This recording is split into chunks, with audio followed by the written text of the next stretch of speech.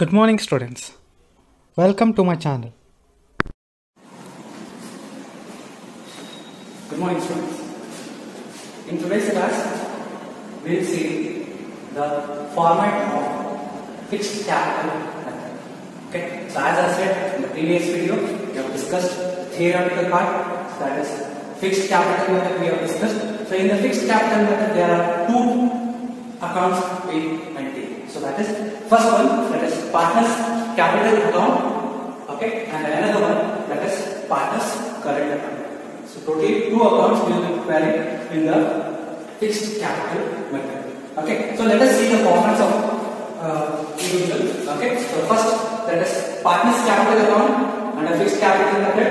Okay, so first you need to prepare the format like this. Okay, so first balance brought down. So balance brought down is the opening balance. Okay, so in opening balance capital partner capital capital balance brought down. Okay, balance brought down amount of capital okay, so this balance brought down. Capital balance brought down. Okay. Next, buying fresh capital introduced. So one partner extra amount extra capital extra so buying okay, fresh capital introduced. Additional capital or fresh capital amount outer column. Okay.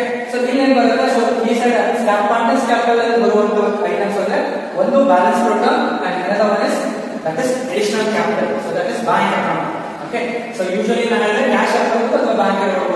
So usually cash account bank account. No issue. Okay. But usually transactions bank capital bank. So that bank account. Okay. So next is debit side. So debit side so credit side outlay so in capital okay, credit side additional capital okay, so credit side. Debit side bank permanent withdrawal of capital. So permanent withdrawal of capital one way partner complete okay, bank amount complete capital amount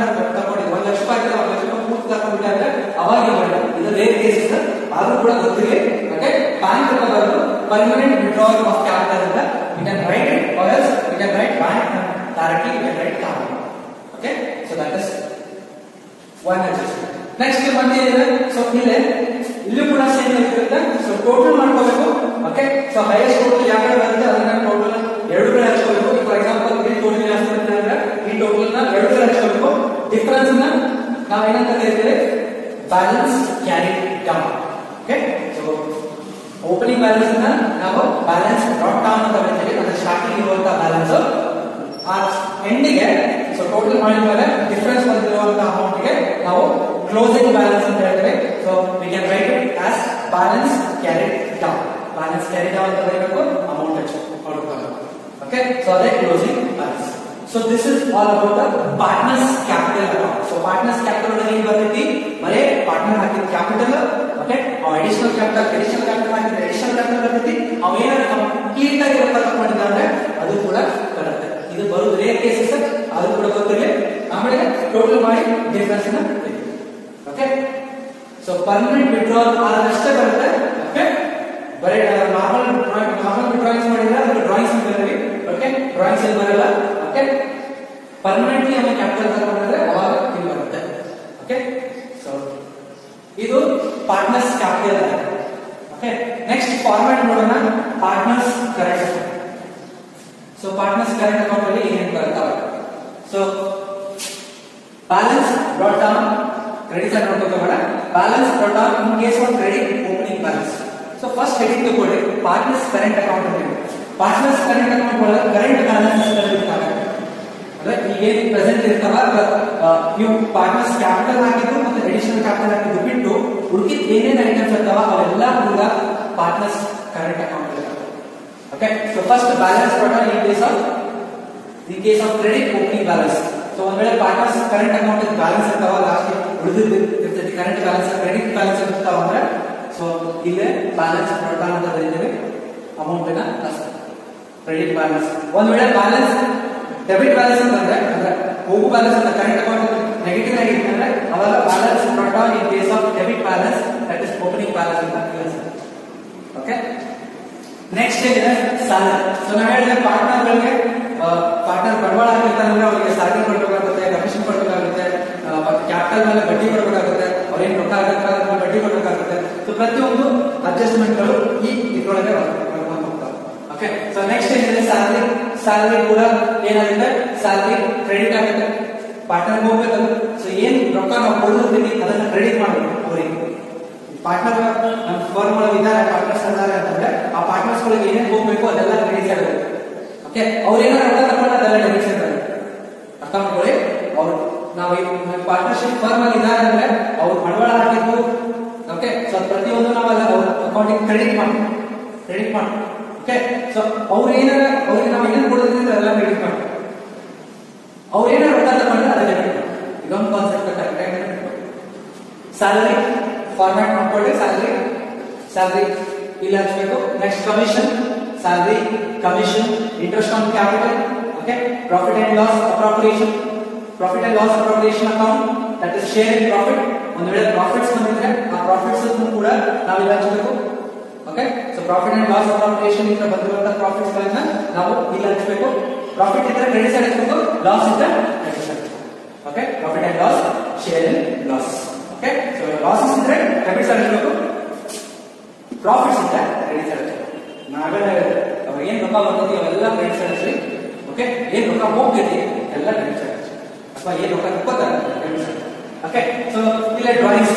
so drawings ಯಾವ study first here also. So drawings is the amount which is withdrawn by the proprietor or owner of the firm.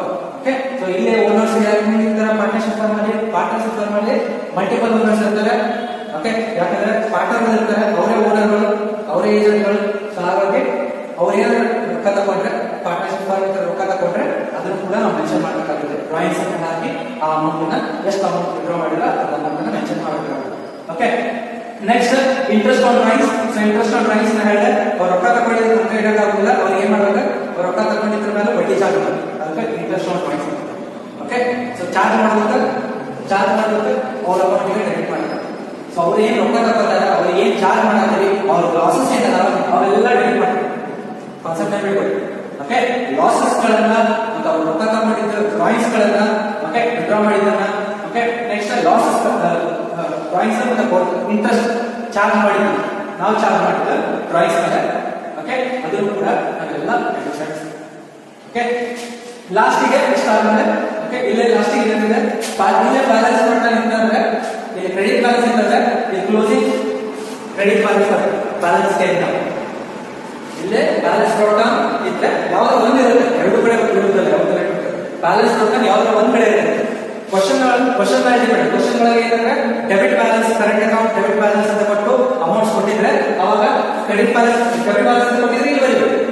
Okay, question ಅಲ್ಲಿ partners current account balance ಅಂತ ಕೊಟ್ಟು credit balance ಅಂತ ಕೊಟ್ಟಿದ್ರೆ ಅವಾಗ balance dot ಅಂತ ಬರೋದು ಇಲ್ಲ ಮಾಡಬೇಕು. ಯಾವ್ದಾರ ಒಂದ್ ಇರುತ್ತೆ ನೆನಪಿಕೊಳ್ಳಿ, ಕ್ವಶನ್ ಮೇಲೆ ಡಿಪೆಂಡ್. ಓಕೆ, ಸೊ ಇಷ್ಟ ಆದ್ಮೇಲೆ ಇಲ್ಲೇ ಕ್ರೆಡಿಟ್ ಬ್ಯಾಲೆನ್ಸ್ ಕ್ಲೋಸಿಂಗ್ ಬರುತ್ತೆ, ಇದು ಓಪನಿಂಗ್ ಕ್ರೆಡಿಟ್ ಬ್ಯಾಲೆನ್ಸ್ ಇತ್ತು, ಇಲ್ಲಿ ಕ್ಲೋಸಿಂಗ್ ಕ್ರೆಡಿಟ್ ಬ್ಯಾಲೆನ್ಸ್ ಬರುತ್ತೆ, ಇಲ್ಲಿ ಓಪನಿಂಗ್ ಡೆಬಿಟ್ ಬ್ಯಾಲೆನ್ಸ್ ಇತ್ತು, ಇಲ್ಲಿ ಕ್ಲೋಸಿಂಗ್ ಡೆಬಿಟ್ ಬ್ಯಾಲೆನ್ಸ್ ಬರುತ್ತೆ. ಓಕೆ, ಸೊ ಇಷ್ಟು ಮಾಡಿ ಟೋಟಲ್ ಮಾಡಿಕೊಂಡು so will get the balance closing balance is ತಗೊಂಡು. ಓಕೆ, ಸೊ ಈ ರೀತಿ ಪಾರ್ಟ್ನರ್ಸ್ ಕ್ಯಾಪಿಟಲ್ ಮತ್ತು ಪಾರ್ಟ್ನರ್ಸ್ ಕರೆಂಟ್ ಅಕೌಂಟ್ ಅನ್ನ ನಾವು ಪ್ರಿಪೇರ್ ಮಾಡ್ತೇವೆ. So this is the format of partners capital as well as the partners current account. Okay, so ಇದರ basis ಮೇಲೆ problems ಬರ್ಕೊಂಡು ಹೋಗ್ತವೆ. ಓಕೆ, 6 ಮಾರ್ಕ್ಸ್ ಕೊಡ್ತವೆ ಪ್ರಾಬ್ಲಮ್ಸ್. ಸೊ ಒಂದೊಂದೇ ಸ್ಟಡಿ ಮಾಡ್ಕೊಂಡು ಥ್ಯಾಂಕ್ ಯು.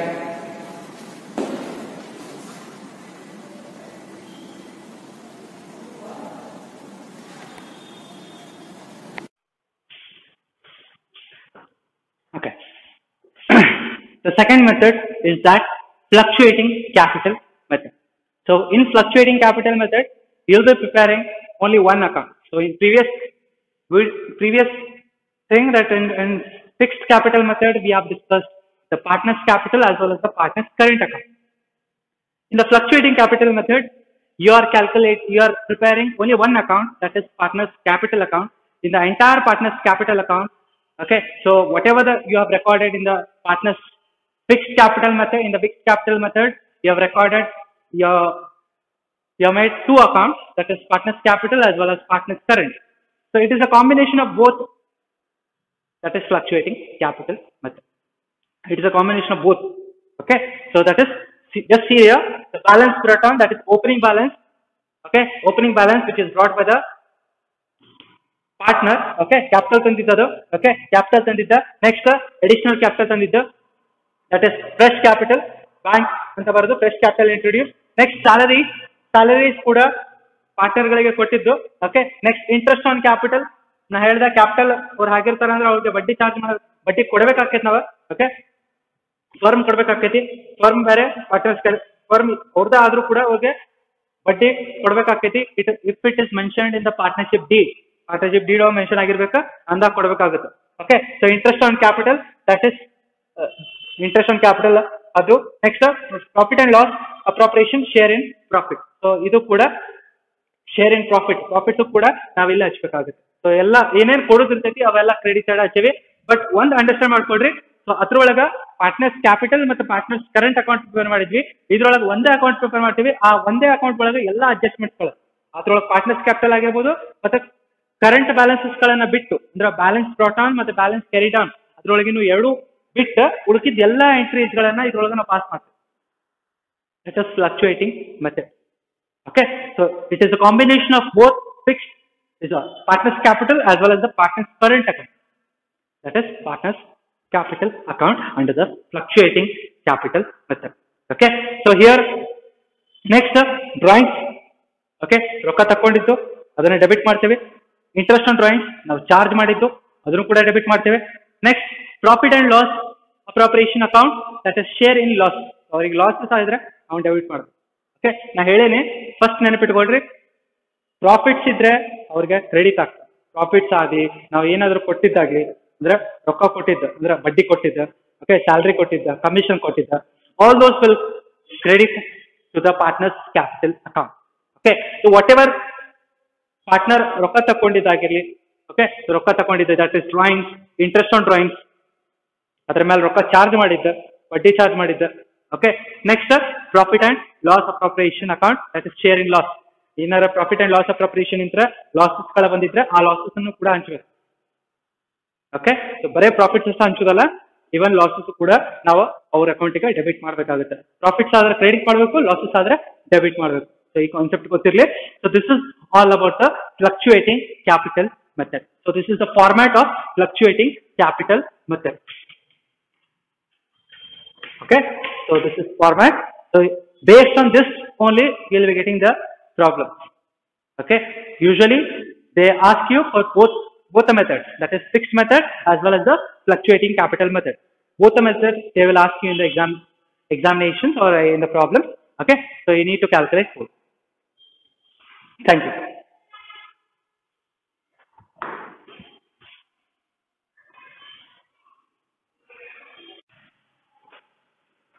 Okay, problem ನೋಡ್ಕೊಂಡ್ ಬರೋಣ. That is on fixed capital method. So just see the example here. Tripathi and Chauhan are partners in a firm, sharing profits and losses in the ratio of 3:2. So their profit sharing ratio is 3:2 and there are two partners. ಇಬ್ರು partner ಗಳಿದ್ದಾರೆ, ಒಂದು ತ್ರಿಪಾಠಿ ಇನ್ನೊಂದು Chauhan. So ಅವ್ರ ratio ಎಷ್ಟಿದೆ?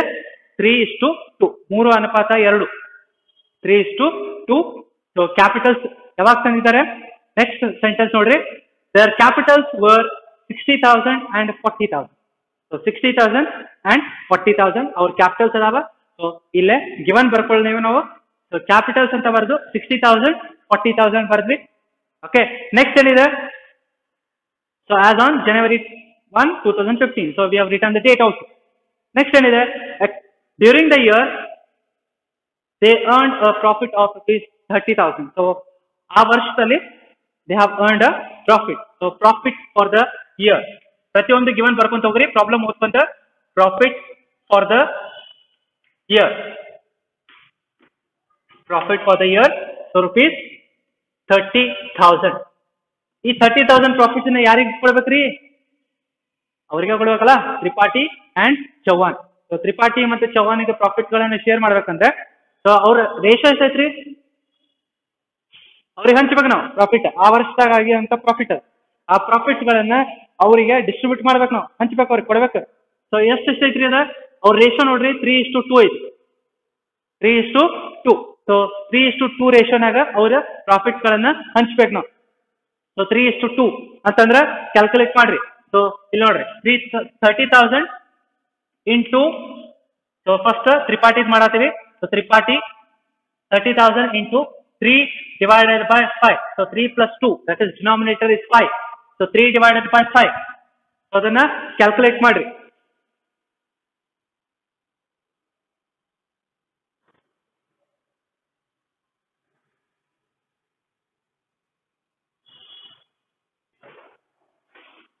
So 3 divided by 5 ಅಂತಂದ್ರೆ calculate ಮಾಡ್ರಿ. That will be 18,000. 18,000 ರೂಪಾಯಿ ಬರ್ತೈತಿ. Okay. So next Chauhan ಅಂತ ಅದೇ ರೀತಿ ಕ್ಯಾಲ್ಕುಲೇಟ್ ಮಾಡ್ರಿ. 30,000 ಒಳಗ into 2 divided by 5. 30,000 into 2 divided by 5, that is what will be the answer? That is 12,000. So 12,000 record ಮಾಡಿ. ಹೌದಾ? ಸೊ ಪ್ರಾಫಿಟ್ಸ್ ಅನ್ನ ಹಂಚಿದ್ವಿ ನಾವು ಅವ್ರ ಪ್ರಾಫಿಟ್ ಶೇರಿಂಗ್ ರೇಷಿಯೋ ಪ್ರಕಾರ. ಸೊ ಅದನ್ನ ಹಂಚಿದ್ವಿ. ಸೊ ತ್ರಿಪಾಠಿಗೆ ಎಷ್ಟು ಹೋಗುತ್ತೆ? ತ್ರಿಪಾಠಿಗೆ 18,000 ಹೋಗುತ್ತೆ. ಓಕೆ. ಚೌಹಾನಿಗೆ 12,000. ಸೊ ಟೋಟಲ್ 30,000 ಅನ್ನ ಡಿಸ್ಟ್ರಿಬ್ಯೂಟ್ ಮಾಡಿದ್ವಿ. ಅದರ ಕ್ಯಾಲ್ಕುಲೇಷನ್ಸ್ ಗಳನ್ನ ನೀವು ಸಪರೇಟ್ ಆಗೂ ಕೂಡ ತೋರಿಸಬಹುದು ಅದ್ರೊಳಗ, ಇಲ್ಲಾಂದ್ರೆ ಈ ರೀತಿ ತೋರಿಸಿ. ಓಕೆ. ಸೊ ನೆಕ್ಸ್ಟ್ ಏನಿದೆ? ನೆಕ್ಸ್ಟ್ ನೋಡ್ರಿ, ಮತ್ತೆ ಕ್ವಶನ್ ಓದ್ರಿ. ಸೊ ಇಲ್ಲಿ ಮಠ ಆಯ್ತು, ಎಲ್ಲಿ ಮಠ ಪ್ರಾಫಿಟ್ಸ್ ಮಠ ಆಯ್ತು. Next according to the partnership deed agreement ಪ್ರಕಾರ, ಪಾರ್ಟ್ನರ್ಶಿಪ್ ಅಗ್ರಿಮೆಂಟ್ ಪ್ರಕಾರ both the partners are entitled rupees 1,000 per month salary. So ಪ್ರತಿ ತಿಂಗಳಿಗೆ ಎಷ್ಟು? 1,000 rupees ಸ್ಯಾಲರಿ ಇಬ್ಬರಿಗೂ ಕೊಡಬೇಕಂತ ಹೇಳಿದ್ದಾರೆ ಅಗ್ರಿಮೆಂಟ್ ಪ್ರಕಾರ. both the partners are entitled to rupees 1,000 per month. Okay. So salary calculation ಮಾಡಬೇಕು. ಸ್ಯಾಲರಿ ಅದನ್ನು ಕೂಡ ಕೊಡ್ಬೇಕು ಪಾರ್ಟ್ನರ್ಗಳಿಗೆ. ಓಕೆ. ಸೊ ಸ್ಯಾಲರಿ ಎಷ್ಟೆಷ್ಟು ಬರುತ್ತೆ ಕ್ಯಾಲ್ಕುಲೇಟ್ ಮಾಡ್ಬೇಕಲ್ಲ. ಸೊ 1,000 ಪರ್ ಮಂತ್ ಅಂದ್ರೆ 1,000 ಇಂಟು ಎಷ್ಟು ಮಂತ್ ರೀ? ಒಂದು ವರ್ಷದಾಗ ಎಷ್ಟು ತಿಂಗಳು ಇರ್ತಾರೆ? 12. So 12, that is 12,000. 12,000 ಈಚ್ ಪ್ರತಿಯೊಬ್ಬರಿಗೂ. ಸೊ 1,000 ಪರ್ ಮಂತ್ ಈಚ್ ಅಂತ ಕೊಟ್ಟಿದ್ರು ಇಬ್ಬರಿಗೂ, both the partners. So that is why you need to record. So here 12,000.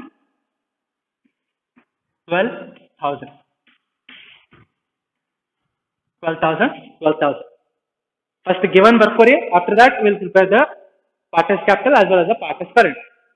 Salary ಆಯ್ತು. ನೆಕ್ಸ್ಟ್ ಏನ್ ಕೊಟ್ಟಿದ್ದಾರೆ ಮತ್ತೆ ನೋಡ್ರಿ. And 5% interest on their capital. So 5% interest on their capital. So ಅದನ್ನು ಕೂಡ ಕ್ಯಾಲ್ಕುಲೇಟ್ ಮಾಡ್ಕೊಡ್ರಿ. So interest on capital. Interest on capital. So capital ಮೇಲೆ 5% interest ಕೊಡ್ರಿ ಅಂತ ಹೇಳಿದಾರೆ. ಹೌದಾ? So 5% interest. ಕ್ಯಾಪಿಟಲ್ ಎಷ್ಟೈತೆ ಅವ್ರದ್ದು? ತ್ರಿಪಾಠಿದ ಎಷ್ಟೈತಿ? 60,000. ಚೌಹಾನ್ ಅಂತ 40,000. ಓಕೆ. ಸೊ ಕ್ಯಾಲ್ಕುಲೇಷನ್ ಮಾಡ್ರಿ ಅದನ್ನ. ಓಕೆ. ಸೊ ಚೌಹಾನ್ ಸಾರಿ ತ್ರಿಪಾಠಿ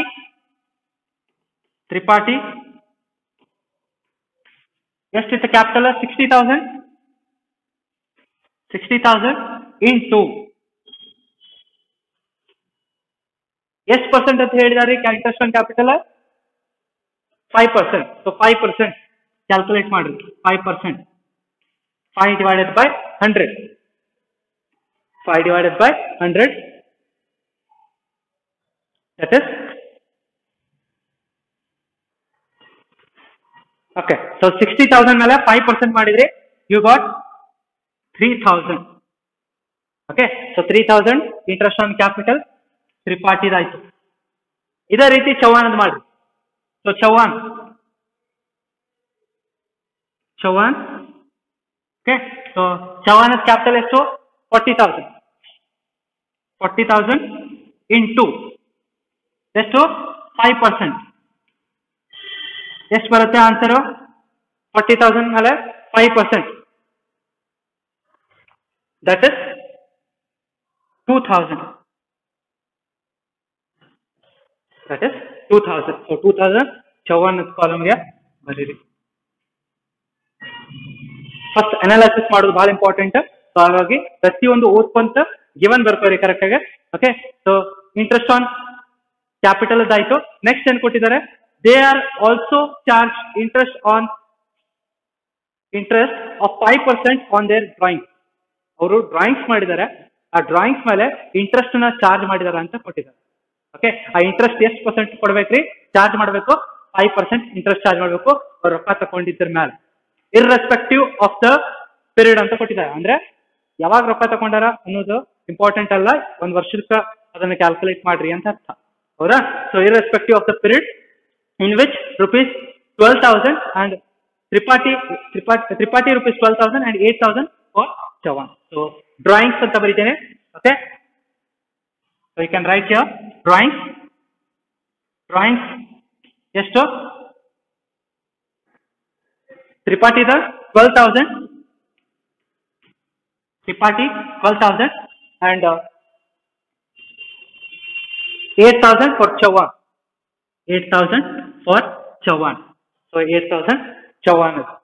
ಓಕೆ, ಡ್ರಾಯಿಂಗ್ಸ್ ಬರ್ಸಿದ್ರಿ, ಆದ್ರೆ ಡ್ರಾಯಿಂಗ್ಸ್ ಒಂದು ಪರ್ಸೆಂಟೇಜ್ ಕೊಟ್ಟಾರ ಎಷ್ಟು ಚಾರ್ಜ್ ಮಾಡ್ಬೇಕಂತ. ಅದಕ್ಕೆ ನಾವ್ ಹೇಳ್ತೀವಿ interest on drawings. Interest on drawings. Interest on drawings. So interest on drawings ಎಷ್ಟು ಪರ್ಸೆಂಟ್ ಕೊಟ್ಟಿದ್ದಾರೆ? 5%. ಅದನ್ನು ಕೂಡ ಕ್ಯಾಲ್ಕುಲೇಟ್ ಮಾಡ್ಕೋಬೇಕು. ಓಕೆ, 5% ಇಂಟ್ರೆಸ್ಟ್ ಆನ್ ಕ್ಯಾಲ್ಕುಲೇಟ್ ಮಾಡ್ಕೋಬೇಕು. ಅಲ್ಲಿ ಸ್ಪೇಸ್ ಇಲ್ಲ, ಸೊ ಹಾಗಾಗಿ ಇಲ್ಲಿ ಮಾಡ್ತಿದ್ದೇನೆ.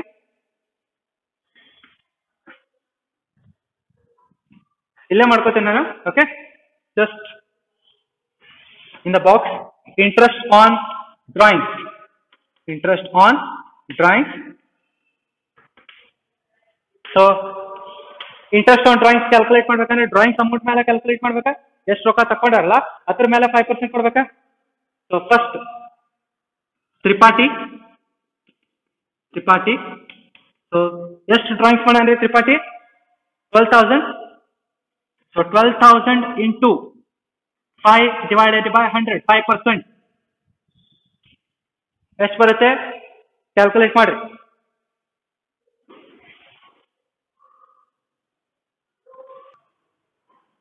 So that is 600. Next Chavan ಕೂಡ ಇದೇ ರೀತಿಯಲ್ಲಿ ಮಾಡಬೇಕು. ಚವಾನ್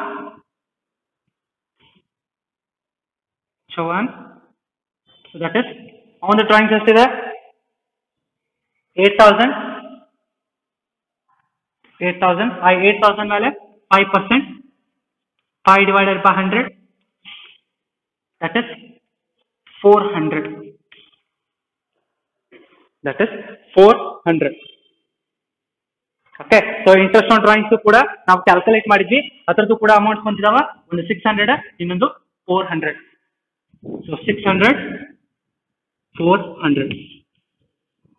ಸೊ ಪ್ರಾಬ್ಲಮ್ ಅಲ್ಲಿ ಇರುವಂತ ಎಲ್ಲಾ ಡಾಟಾನ ನಾವು ಗಿವನ್ ಆಗಿ ಬರ್ಕೋಬೇಕು. ಗಿವನ್ ಮಾಡ್ಕೊಂಡ್ರೆ ನಿಮಗೆ ಬಹಳ ಈಸಿ ಆಗುತ್ತೆ ಸಾಲ್ವ್ ಮಾಡ್ಲಿಕ್ಕೆ. ಓಕೆ, ಸೊ ಗಿವನ್ ಬರ್ಕೊಡ್ರಿ. ಓಕೆ, ಪ್ರತಿಯೊಂದು ಡಾಟಾನ ನಾವು ಅದನ್ನ ಗಿವನ್ ಫಾರ್ಮ್ ನಲ್ಲಿ ತಂದಿದ್ದೇವೆ. ಓಕೆ, ಸೊ ಹಾಗಾದ್ರೆ ಪಾರ್ಟ್ನರ್ಸ್ ಕ್ಯಾಪಿಟಲ್ ಅಕೌಂಟ್ ಹಾಕೋಣ.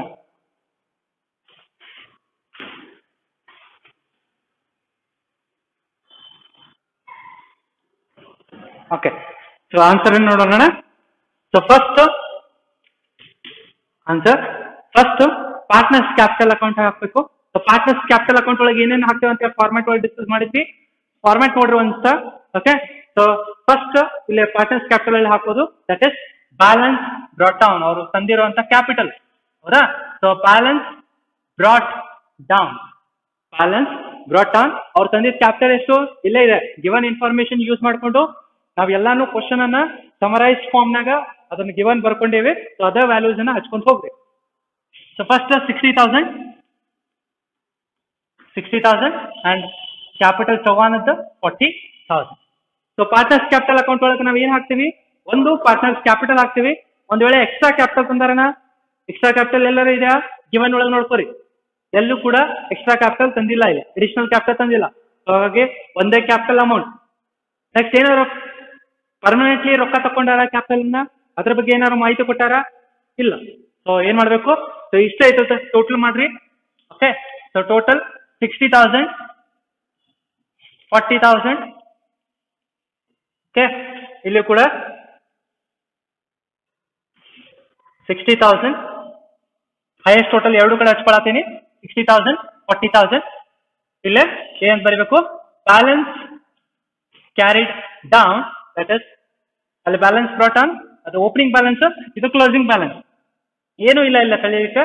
So as it is amount ಅನ್ನ 60,000, 40,000. 60,000, 40,000. ಅದು ಸ್ಟಾರ್ಟ್ ಆಗಿದ್ದು ಡೇಟ್, ಕ್ಯಾಪಿಟಲ್ ತಂದಿ ಡೇಟ್ ಇತ್ತಲ್ಲ, ಆ ಡೇಟ್ ಅನ್ನ ಇಲ್ಲಿ ಬರೀರಿ. January 1. ಇಲ್ಲಿ ಕೂಡ ಇಲ್ಲೇ ಕ್ಲೋಸಿಂಗ್. ಓಕೆ, January 1 ಅಂತ ನೀವು ಕ್ಯಾಪಿಟಲ್ ತಂದಿದ್ದನ್ನ ಬರ್ರಿ. Okay, so this is the partners capital account under the fixed capital method. So next account ಯಾವುದು? That is partners current account. So you need to prepare the current account. So partners current account ನೋಡ್ರಿ.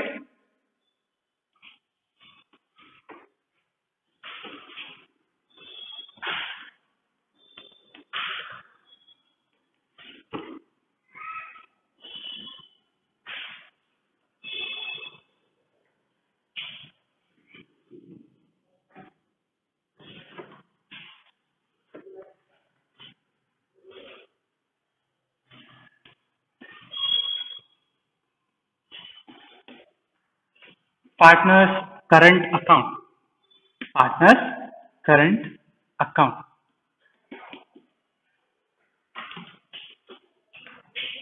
Date, particulars,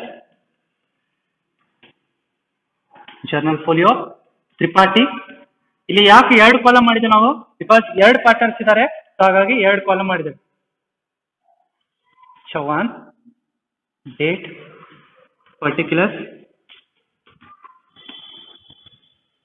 journal folio, Tripathi, Chavan. Okay, so partners current account format ಅನ್ನ ನಾವು ಹಾಕಿದ್ವಿ. Okay, so ಹಾಗಾದ್ರೆ ಇದ್ರೊಳಗೆ ಏನೇನು details ಹಾಕ್ಬೇಕು? ನಾವು ಹೇಳಿದ್ವಿ ಪಾರ್ಟ್ನರ್ಸ್ ಕ್ಯಾಪಿಟಲ್ ಒಂದು ಬಿಟ್ಟು ಉಳಿಕಿದ ಏನೇನು ಅಡ್ಜಸ್ಟ್ಮೆಂಟ್ಸ್ ಅದಾವಲ್ಲ ಅದೆಲ್ಲ ಕೂಡ ಪಾರ್ಟ್ನರ್ಸ್ ಕರೆಂಟ್ ಅಕೌಂಟ್ ಒಳಗೆ ನಾವು ಟ್ರಾನ್ಸ್ಫರ್ ಮಾಡ್ಬೇಕು. ಹೌದಾ? ಸೊ ಫಸ್ಟ್ ಹಂಗಾದ್ರೆ ಫಸ್ಟ್ ನೋಡ್ರಿ, ಕ್ಯಾಪಿಟಲ್ಸ್ ಅಂತ ಆಗೈತಿ. ಸೊ ಕ್ಯಾಪಿಟಲ್ಸ್ ಆಯ್ತು. ನೆಕ್ಸ್ಟ್ ಏನಿತ್ತು? ಪ್ರಾಫಿಟ್ಸ್ ಇತ್ತಲ್ಲ. ಸೊ ಪ್ರಾಫಿಟ್ಸ್ ಗಳನ್ನ ಹಚ್ಚ್ರಿ. Go according to the format ನೋಡ್ಕೊಳ್ರಿ. ಫಾರ್ಮ್ಯಾಟ್ ಪ್ರಕಾರನ ಹಚ್ಕೊಂತ ಹೋಗ್ರಿ. ಫಸ್ಟ್ ಸ್ಯಾಲರಿ ಹಚ್ಚಬೇಕು. ಸೊ ಫಾರ್ಮ್ಯಾಟ್ ಪ್ರಕಾರ ಮತ್ತು ಫಾರ್ಮ್ಯಾಟ್ ಪ್ರಕಾರ ಸ್ಯಾಲರಿ ಹಚ್ಚ್ರಿ.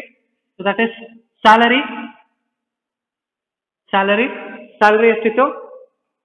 ಇಬ್ಬರಿಗೂ 12,000 ಇದೆ. ಸೊ 12,000 ಇಬ್ಬರಿಗೂ ಕೂಡ 12,000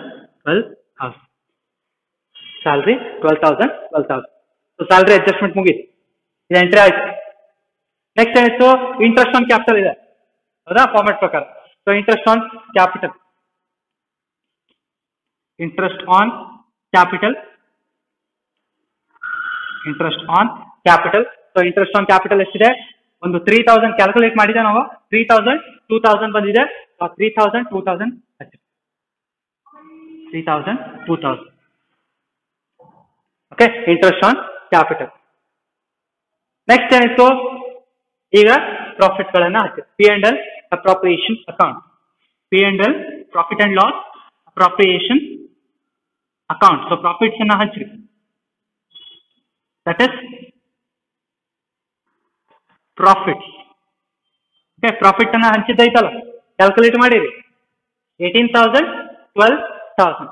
18,000 ಇನ್ನೊಂದು 12,000. 18,000, 12,000. ಓಕೆ, ನೆಕ್ಸ್ಟ್ ನೋಡ್ರಿ, ಈಗ ಯಾವ ಅಡ್ಜಸ್ಟ್ಮೆಂಟ್ ಉಳಿದು ನೋಡ್ರಿ. ಕ್ಯಾಪಿಟಲ್ ಅಂತ ಹಚ್ಚಿದ್ರಿ, ಪ್ರಾಫಿಟ್ಸ್ ಅನ್ನು ಕೂಡ ಹಂಚಿದ್ರಿ, ಇಂಟ್ರೆಸ್ಟ್ ಆನ್ ಕ್ಯಾಪಿಟಲ್ ಕೂಡ ಹಚ್ಚಿದ್ರಿ, ನೆಕ್ಸ್ಟ್ ಸ್ಯಾಲರಿ ಕೂಡ ಹಚ್ಚಿದ್ರಿ. ಓಕೆ, ಸೊ ನೆಕ್ಸ್ಟ್ ಇನ್ನು ಏನು ಉಳಿದ್ವು? ಈ ಡ್ರಾಯಿಂಗ್ಸ್ ಉಳಿತು. ಇಂಟ್ರೆಸ್ಟ್ ಆನ್ ಡ್ರಾಯಿಂಗ್ಸ್ ನಾ ಹೇಳಿದೆ. ಡ್ರಾಯಿಂಗ್ಸ್ ಪಾರ್ಟ್ನರ್ ರೊಕ್ಕ ತಗೊಂಡಿದ್ದು, ಹಾಗಾಗಿ it will be on the debit side according to the format. So drawings ಎಷ್ಟೆಷ್ಟಿದೆ? ಒಬ್ಬೊಂದು 12,000 ಇದೆ, ಇನ್ನೊಬ್ಬೊಂದು 8,000 ಇದೆ. 12,000 8,000. Okay. So interest on drawing calculate ಮಾಡಿದೆ. ಇಂಟ್ರೆಸ್ಟ್ ಆನ್ ಡ್ರಾಯಿಂಗ್ಸ್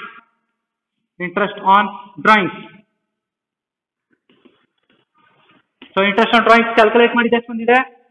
ಡ್ರಾಯಿಂಗ್ಸ್ ಅಂತ ಎಂಟ್ರಿ ಮಾಡಿದ್ವಿ. ಈಗ ಇಂಟ್ರೆಸ್ಟ್ ಆನ್ ಡ್ರಾಯಿಂಗ್ಸ್ 600 400 ಐತೆ. ಹೌದಾ? ಕ್ಯಾಲ್ಕುಲೇಟ್ ಮಾಡಿದೆ. 600 ಇನ್ನೊಂದು 400. 600 400. ಸೊ ಅದನ್ನು ಕೂಡ ಎಂಟ್ರಿ ಮಾಡಿದ್ವಿ. ಸೊ ಈ ಎಲ್ಲ ಎಂಟ್ರೀಸು ಆದವು ಅಂದ್ರೆ ಸೊ ಕ್ಯಾಪಿಟಲ್ ಆಲ್ರೆಡಿ ನಾವು ಇಲ್ಲಿ ಅಡ್ಜಸ್ಟ್ಮೆಂಟ್ ಮಾಡಿದ್ವಿ. ಓಕೆ, ಆಲ್ರೆಡಿ ಅದನ್ನ ಪೋಸ್ಟ್ ಮಾಡಿದ್ವಿ, ಕ್ಯಾಪಿಟಲ್ ಅಕೌಂಟ್ ಒಳಗೆ ಹಾಕಿದ್ವಿ. ನೆಕ್ಸ್ಟ್ ಉಳಿದಿದ್ದು ಏನು? Profit and loss, profit for the year. So profit ಅನ್ನ ಕ್ಯಾಲ್ಕುಲೇಟ್ ಮಾಡ್ಕೊಂಡಿದ್ವಿ. ಸೊ ಪ್ರಾಫಿಟ್ ಅನ್ನ ಕೂಡ ನಾವು ಡಿಸ್ಟ್ರಿಬ್ಯೂಟ್ ಮಾಡಿದ್ವಿ ಇಲ್ಲ. ಓಕೆ, ಹಚ್ಚಿದ್ವಿ. ನೆಕ್ಸ್ಟ್ ಏನಿತ್ತು?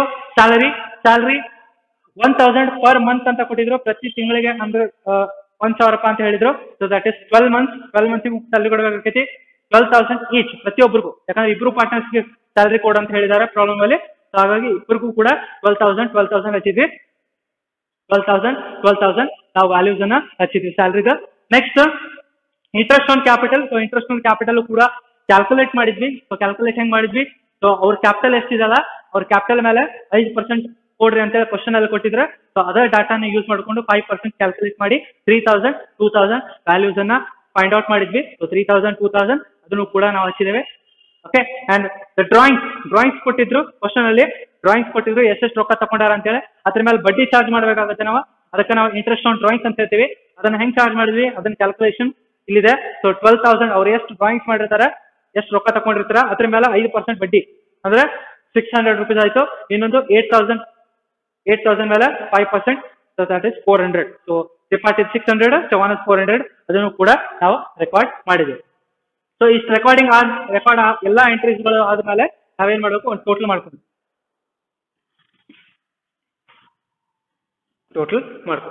ಸೊ ಟೋಟಲ್ ನೋಡ್ರಿ ಎಷ್ಟಾಗುತ್ತೆ?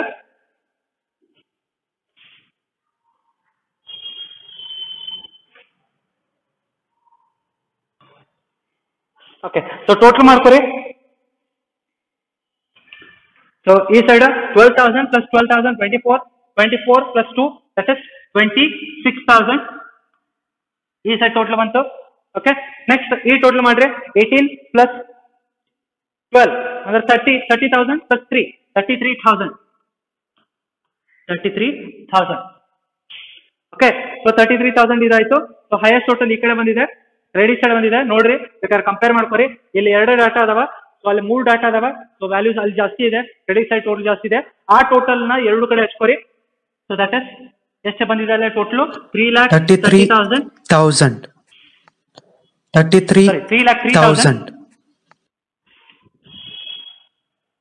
3 lakh ಎಷ್ಟದು?